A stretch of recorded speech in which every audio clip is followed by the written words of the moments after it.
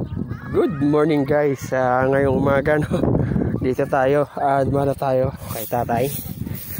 So ilang araw tayo na, halos isang linggo rin mahigit tayo nakadalaw. So ayan, medyo makapanaw ulit tsaka madumi.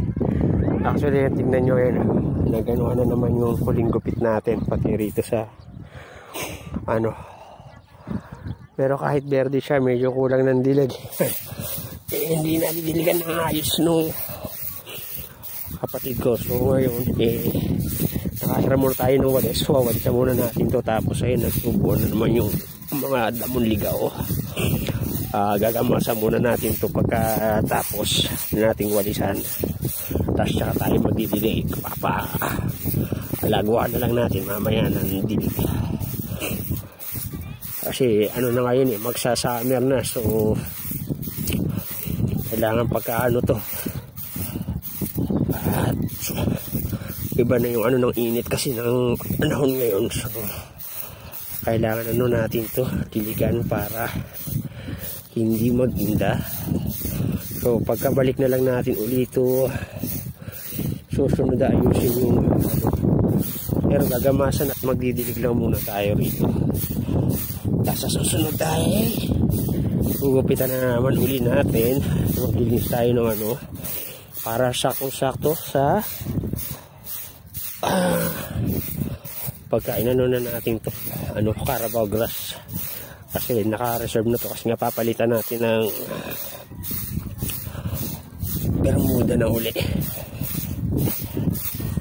So walisin muna natin to. So gandahan yung lupa na inano natin na yun, nakasiksik na siya, nakababa na. So kulang lang to sa dilig, pero actually ayun, naghabaan agad kasi may kinakapitan na sila na bago yung ano yung may parte tayong manipis na ano. Kung naalala nyo yung last na video natin, di ba nag-ano tayo rito, tapos nating magupit, binudbura natin yung ibabaw.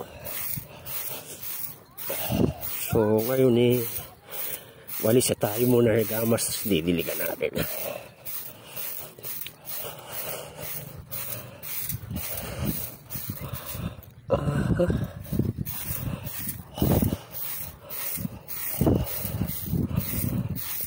Buti nakaharam tayo nitong walis. Hindi ito yung isa nagmi-maintenance. Pabalik na lang natin. Sabi ko, payara muna saglit ng ano.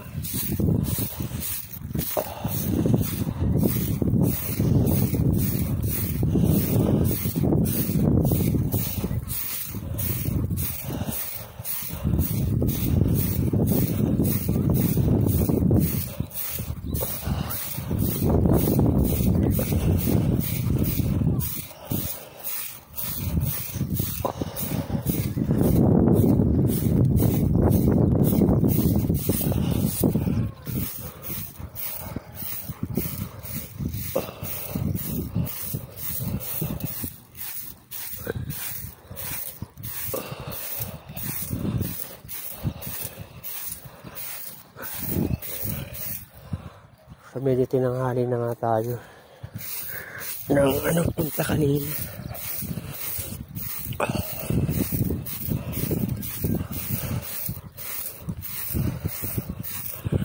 So walis-walis na muna tayo.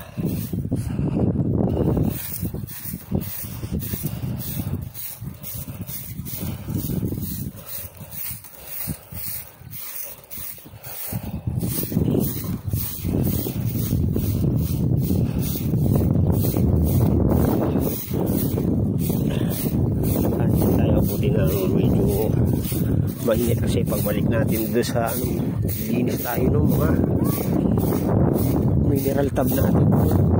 Natin yung ano, kunin natin yung mga ano natin doon na ibang isda.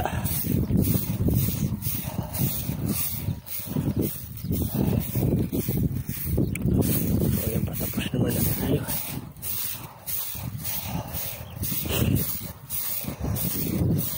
Hindi na lang.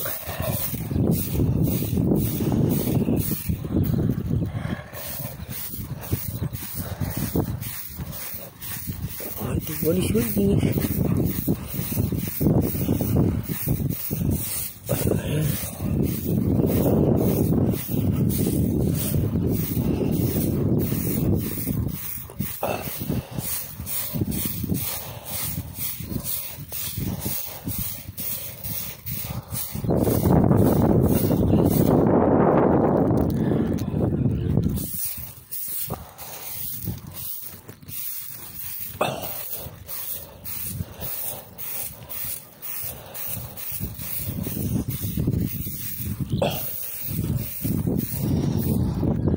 So ayun guys, natapos na tayo magwali. So magagamas naman tayo. So hanggang dito na lang muna itong video na to. Mamaya pagkapatapos natin magdilig, gawa na lang natin ulit ng video.